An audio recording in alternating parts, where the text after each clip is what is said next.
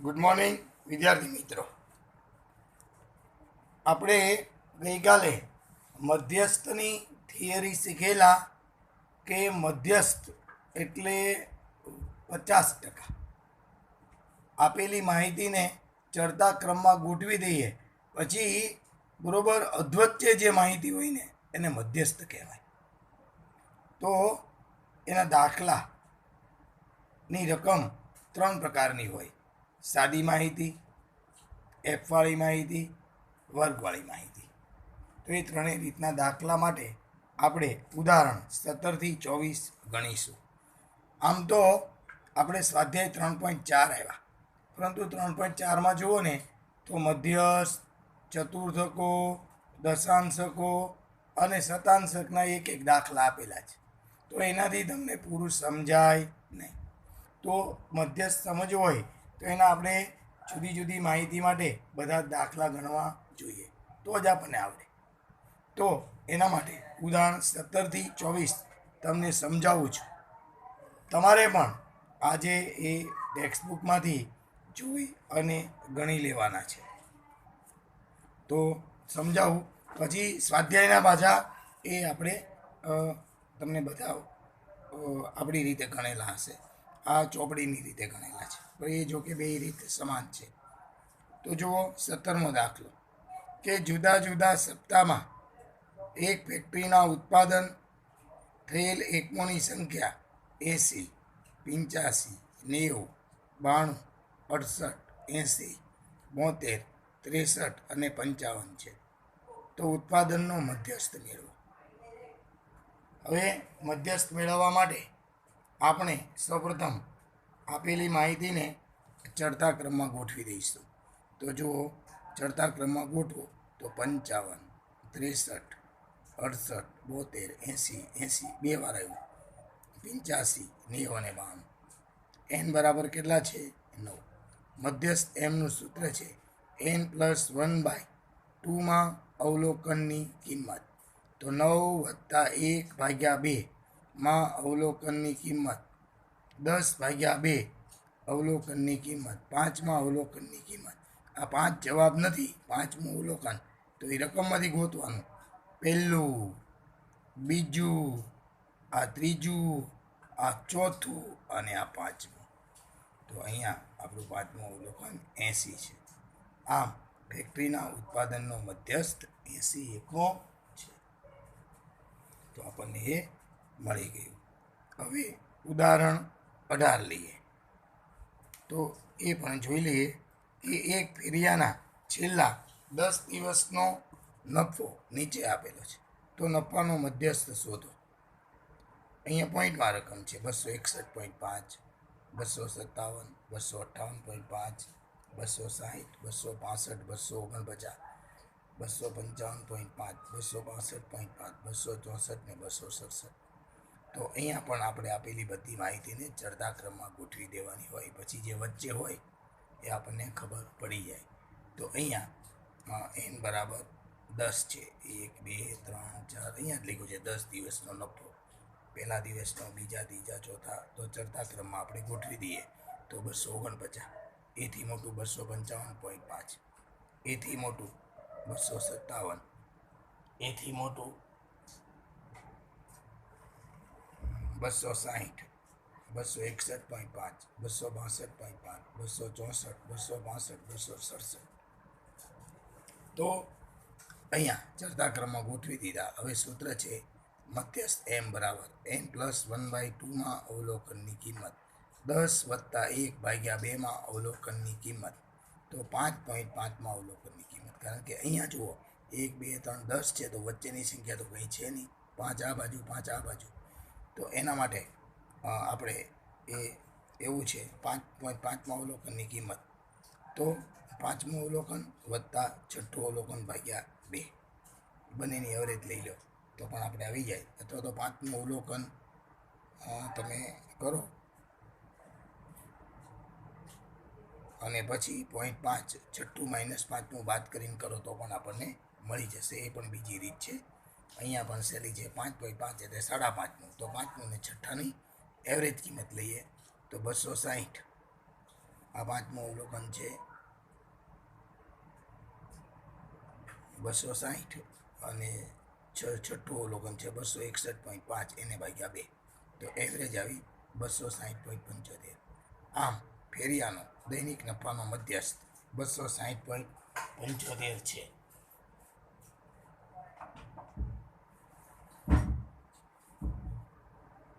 ઉદાહરણ 19. એને કે ને બંધ થઈ જાય, કહેતો એને ખોલીને કે એમ કે બહુ વાત કરવા વિશ્વ અવાજ નો કરે.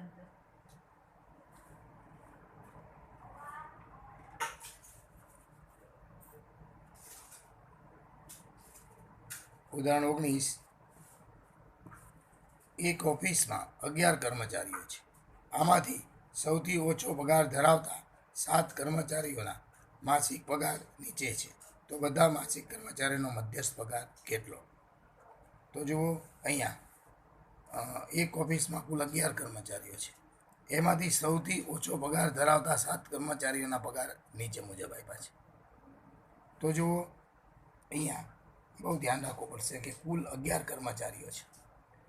તો એનો જવાબ આ મધ્યસ્થમાં પહેલાં 5-6 અવલોકનમાં આવી જ જાય. એટલે સૌથી ઓછા 7નો આપી દીધો છે અને આપણે ચડતા ક્રમમાં ગોઠવી દઈએ. તો n બરાબર 11 છે, તો ચડતા ક્રમમાં ગોઠવી દઈએ અને બાકીનાનો આપણને ખબર નથી, તો છેલ્લા કર્મચારીનો પગાર લઈ લેશું ABCD. આ 7 અને આ 4.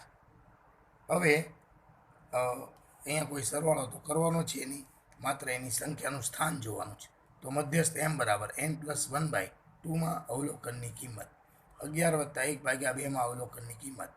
તો છઠ્ઠા અવલોકનની કિંમત પહેલું, બીજું, ત્રીજું, ચોથું, પાંચમું, છઠ્ઠું 4200. તો આમ કર્મચારીઓનો મધ્યસ્થ પગાર 4200 છે. ઘણાને દાખલો અઘરો લાગે કે જે 7 કર્મચારીઓના પગાર આપ્યા, બાકીના 4ના નથી આપ્યા. અરે ભાઈ, બાકીના 4ના તો વધુ જ હોય ને, બધા કરતાં ઓછાના પગારવાળા આપ્યા જ, તો વધુ પગારવાળા ક્યાં હોય? આપણે ક્રમમાં ગોઠવીએ. ખબર નથી આપણને એ ચારેયનો પગાર કેટલો છે, પણ અજ્ઞાત સંખ્યાઓ છે ABCD. તો એ જવાબ તો અહીંયા મળવાનો, આપણો જવાબ તો ક્યાં હોય? વચ્ચે હોય. 11મા સંખ્યામાં કઈ હોય? છઠ્ઠી સંખ્યા વચ્ચેની હોય.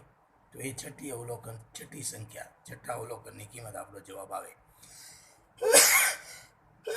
તો આ સાદી માહિતીના દાખલા આપણને તમને ખબર પડે કે આવી રીતે મળે. હવે દાખલો છે 20મો દાખલો F વાળી માહિતીનો દાખલો છે.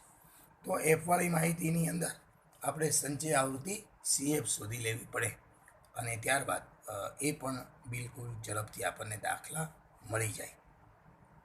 તો જુઓ અહીંયા 20મો દાખલો તમને સમજાવું છું. દાખલો 20. એક મહિનામાં એક વર્ગમાં ગેરહાજર રહેલા વિદ્યાર્થીઓની નોંધ નીચેના કોષ્ટકમાં દર્શાવેલ છે. તો વિદ્યાર્થી દીઠ ગેરહાજર વિદ્યાર્થીઓના દિવસનો મધ્યસ્થ શોધો. તો જુઓ આ 0, 1, 2, 3, 4, 5 અને આવૃત્તિ F આપી છે 8, 12, 18, 9, 5 અને 1. તો અહીંયા આપણે એને ઊભી ગોઠશું. અહીંયા બધું દાખલો ગણાવીશ આપણે બોર્ડમાં, ત્યારે ઊભી લખીશ. આ બુકવાળી આડી લખીશ, પણ તમે ઊભી લખી શકો ને. જો ગેરહાજર દિવસોની સંખ્યા ઊભા લખવાના, 0, 1, 2, 3, 4, 5. વિદ્યાર્થીઓની સંખ્યા ઊભી લખવાની 8, 12, 18, 9, 5, 1 કુલ 53. અને સંચય આવૃત્તિ CF 8. આવૃત્તિનો સરળો કરતો જવાનો. 12, 8 ને 12, 20, 20 ને 18, 38 ને 9, 47 ને 5, 52 ને 1, 53. ચાલો, આ સંચય આવૃત્તિ મળી ગઈ આપણે. તો જુઓ અહીંયા n બરાબર સિગ્મા F બરાબર 53. અહીંયા n આપણને ક્યાં મળે? Fનો સરવાળો હોય એ જ n હોય. તો n બરાબર સિગ્મા F બરાબર 53 છે. સૂત્ર છે મધ્યસ્થ m બરાબર n+1/2માં અવલોકનની કિંમત. હમણાં જે સૂત્ર હતું એ જ. તો 53 + 1/2માં અવલોકનની કિંમત, 27માં અવલોકનની કિંમત. તો જુઓ 27માં અવલોકન શેમાં સમાયેલું છે? 8માં. ના, આમાં ના, 38માં. તો જુઓ 38ની સામે કોણ છે? 2. સંચય આવૃત્તિની અંદર જોવાનું કે n પ્લસ 1/2માં અવલોકનની કિંમત અહીંયા થોડું અધૂરું લખ્યું છે. આપણે જ્યારે ચોપડીમાં સ્વાધ્યાયના દાખલા ગણાવું ને ત્યારે એમાં પૂરું લખ્યું હોય કે n પ્લસ 1/2માં અવલોકનની કિંમત જે સંચય આવૃત્તિમાં હોય તેની સામેનું અવલોકન. ચાલો 27માં અવલોકન 27 ને કિંમત જે સંચય આવૃત્તિમાં હોય તેની સામેનું કિંમત. તો જો 38 આ 27 આપણે આવ્યું તો 27 શેમાં સમાયેલા છે 38માં, તો 38ની સામેનું અવલોકન 2 આપણો જવાબ થાય. તો મધ્યસ્થ 2 આવ્યો. એવી રીતે 21માં દાખલો પણ સંચય આવૃત્તિ જેવો જ છે, તમને આવડી જાય. જો 10, 11, 12, 13, 14 આ ટાઈપિસ્ટોની સંખ્યા f આપી દીધું છે. હવે CF ગોતી લઈએ. 5 ને 7 12 ને 8 20 ને 15 35 ને 5 40. તો મધ્યસ્થ m. તો અહીંયા જો કે બુકમાં તમને સૂત્ર થોડું અધૂરું લખ્યું છે, n બરાબર સિગ્મા f બરાબર 40. તો મધ્યસ્થ m બરાબર n પ્લસ 1/2માં અવલોકનની કિંમત જે સંચય આવૃત્તિમાં હોય તેની સામેની કિંમત. તો 40 વત્તા 1/2માં સંચય આવૃત્તિની કિંમત. તો 20.5માં અવલોકનની કિંમત.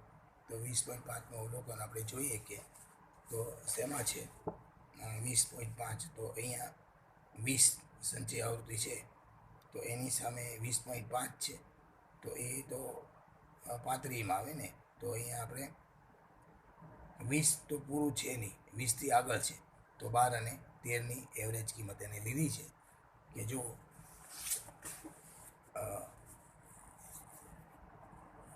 20.5 તો 20માં અવલોકનની કિંમત વત્તા 21માં અવલોકનની કિંમત ભાગ્યા 2. એવી રીતે એને એવરેજ કાઢી છે 20મું અને 21મું અવલોકન. તો 12 અને તો સંચય આવૃત્તિ જાણી શકાય કે 13માં થી 20ના અવલોકનની કિંમત 12 છે અને 21માં અવલોકનની કિંમત 35માં અવલોકનની કિંમત 13 છે. તો 20માં અને 21માં અવલોકનની કિંમત અનુક્રમે 12 અને 13 થાય. તો 12 વત્તા 13 ભાગ્યા 2 12.5 છે. તો અહીંયા એની એવરેજ કિંમત આવી છે 12.5 મિનિટ. તો અહીંયા તમને મેં જે સૂત્રો સમજાવ્યા સાદી માહિતી માટે અને એફવાળી માહિતી માટેના દાખલા તમને આવડે. હવે વર્ગવાળી માહિતીની અંદર સૌપ્રથમ મધ્યસ્થ વર્ગ ગોતવો પડે અને ત્યારબાદ એલવાળું સૂત્ર લઈ દાખલો ગણવો પડે. તો અહીંયા બુકની અંદર પણ ગણેલા દાખલા છે, એ પણ તમને ગણાવું, જે મેં મારી રીતે ગણાવ્યા હોય એ પણ તમને સ્વાધ્યાય 3.4માંથી ગણાવું છું. તો જુઓ હવે 22મો દાખલો. તો અહીંયા વર્ગવાળી માહિતી છે કે એક બેંકમાં દર દિવસે ભરેલા ચેકની સંખ્યાનું આવૃત્તિ વિતરણ નીચે પ્રમાણે છે: 0 થી 39, 40 થી 79, 80 થી 119, 120 થી 159, 160 થી 199, 2, 14, 23, 7, 4.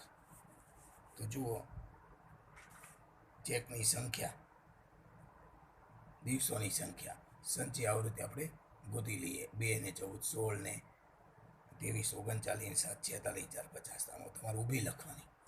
હવે સૌપ્રથમ મધ્યસ્થ વર્ગ ગોતવો પડે. તો મધ્યસ્થ વર્ગનું સૂત્ર છે n. તો મળી ગયા આપણે સિગ્મા f બરાબર 50. n પ્લસ 1/2માં અવલોકનની સંખ્યાની કિંમત જે સંચય આવૃત્તિમાં હોય તેની સામેનો વર્ગ. તો 25માં અવલોકનનો વર્ગ. તો આપણને એ તમે જુઓ તો 25/2માં અવલોકનની કિંમત. તો અહીંયા સંચય આવૃત્તિ તમે જોઈ શકો તો તમને વર્ગ મળી જાય એ 18 થી 119. તો આપણને આ 80 થી 119નો વર્ગ આપણને મળી ગયો, પણ એ અનિવારક છે. તે નિવારક બનાવવા માટે આપણે 0.5 બાદ કર્યું અને એ એલ આપણે લઈ લીધું 179.5. તો એલ મળી ગયો. CF એટલે એની સંચય આવૃત્તિ 16 છે, F એની પોતાની આવૃત્તિ 23 અને અવલોકન C છે. તો જુઓ સૂત્ર મધ્યસ્થ m બરાબર L plus n/2 minus CF upon n cross C. તો L બરાબર 79.5. ચાલો હવે n/2. તો n/2 ગણવાનું નહીં, એ ગણેલું હોય જ. આપણે ઉપર અહીંયા જ્યારે વર્ગ શોધ્યો હોય ને ત્યારે n/2 હોય. આ 25 માઇનસ CF એટલે ઉપલા વર્ગની સંચય આવૃત્તિ. તો જુઓ એની આગળનો વર્ગ હતો કેટલો 40 થી 79 અને એની સંચય આવૃત્તિ 16, તો એ 16 આપણે અહીંયા લીધા અને છેદમાં એની પોતાની આવૃત્તિ 23 ગુણ્યા સી, વર્ગ લંબાઈ 40 છે. તો સાદુરૂપ આપી દઈએ 79.5 વત્તા 9/23 ગુણ્યા 40, 79.5 વત્તા 360 છેદમાં 23, 15.6522, 95.1522. તો આમ દર દિવસે બેંકમાં ભરેલા ચેકનો મધ્યસ્થ 95.15 છે. તો આ હતી વર્ગવાળી માહિતી. તો એનું 23મું ઉદાહરણ પણ એ રીતે છે, એ તમારે જાતે ગણવાનું છે. 23મું અને 24મું એ તમારે જાતે ગણવાના છે. એ પહેલાં હું તમને હવે સ્વાધ્યાય 3.4માં જે મધ્યસ્થના દાખલા છે એ તમને શીખવાડું છું. ચાલો.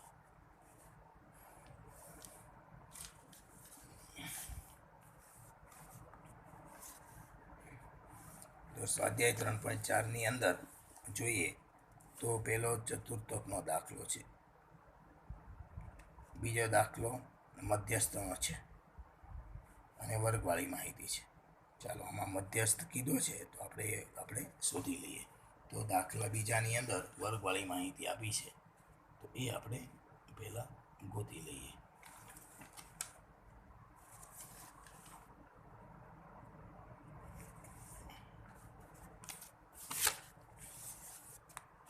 ચાલો, તો દાખલા બીજાની રકમ વાંચું છું અને એમાં જો અહીંયા સાદી માહિતીનો દાખલો નથી એટલે આપણે ઉદાહરણ ગણ્યું.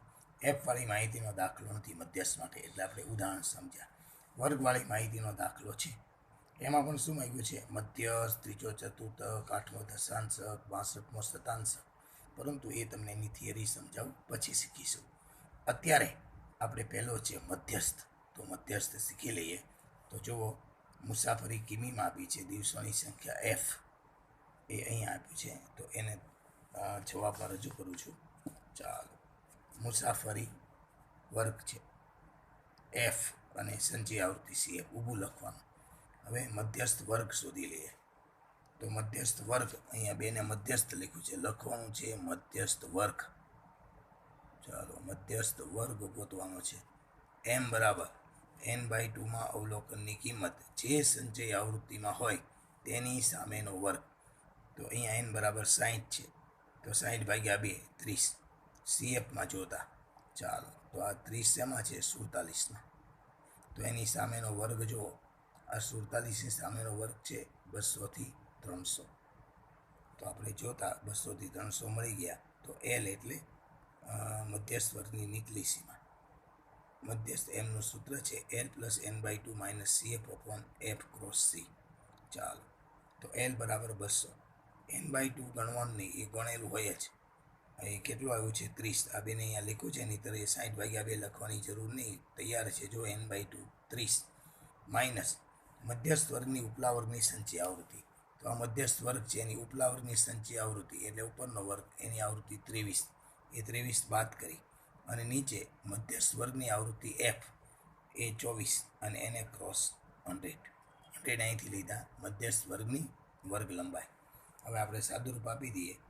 બરાબર 200 + 30 - 23/2 ગુણ્યા 100. તો 200 + 7/24 ગુણ્યા 100, 700/24. 200 + 29.17 મધ્યસ્થ એમ 229.17 જવાબ આવ્યો. ચાલો, તો આપણને આ મધ્યસ્થનો દાખલો શીખવા મળ્યો. એવી રીતે ચતુર્થક, દશાંશક, શતાંશક એક જ માહિતી માટે આપણે બધા દાખલા ગણીશું. હવે આ સ્વાધ્યાય 3.4ની અંદર તો આપણે એ તમને મેં બીજો દાખલામાં મધ્યસ્થ આપણને સમજાયો. ત્યારબાદ ત્રીજા દાખલામાં પણ મધ્યસ્થ કીધો છે, પરંતુ એક એવી માહિતી છે એફવાળી માહિતી. તો ત્રીજા દાખલામાં પણ તમને મધ્યસ્થ સમજાવી દઉં. ચાલો,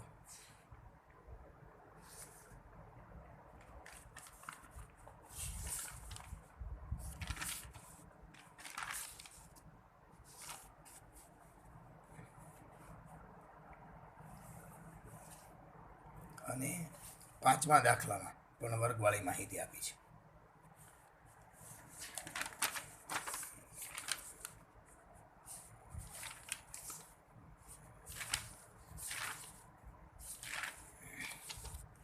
ત્રીજો દાખલો મધ્યસ્થ નથી ગણેલો, પરંતુ બીજા દાખલા ગણેલા છે Q1, D4, P32. પરંતુ પાંચમા દાખલાની અંદર એ મધ્યસ્થનો દાખલો, તો એ તમને અહીંયા આપણે ગણેલો છે, એ પણ તમને સમજાવી દઉં. તો જુઓ, દાખલા નંબર 5 એ મધ્યસ્થનો દાખલો છે. તો જુઓ, 100 વિદ્યાર્થીઓના એક સમૂહમાં મનોરંજન પાછળના માસિક ખર્ચની વિગત નીચેના કોષ્ટકમાં દર્શાવેલ છે. તો આ ખર્ચનો મધ્યસ્થ શોધો. 200થી ઓછો, 200થી 400, 400થી 600, 600થી 700, 700થી 800, 800થી વધુ વિદ્યાર્થીઓની સંખ્યા એફ આપી છે. તો જુઓ, દાખલો 5.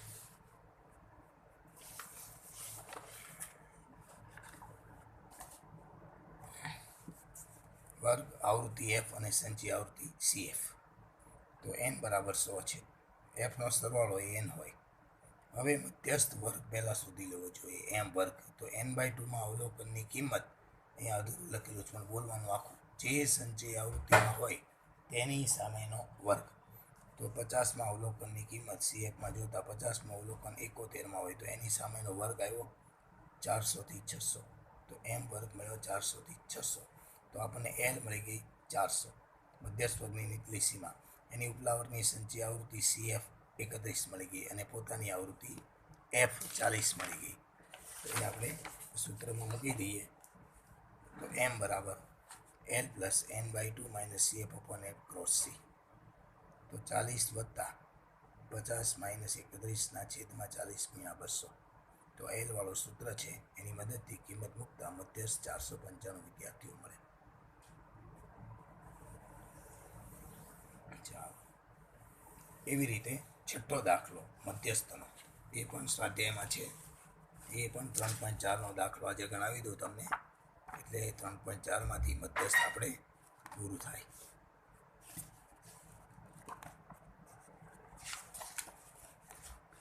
ચાલો,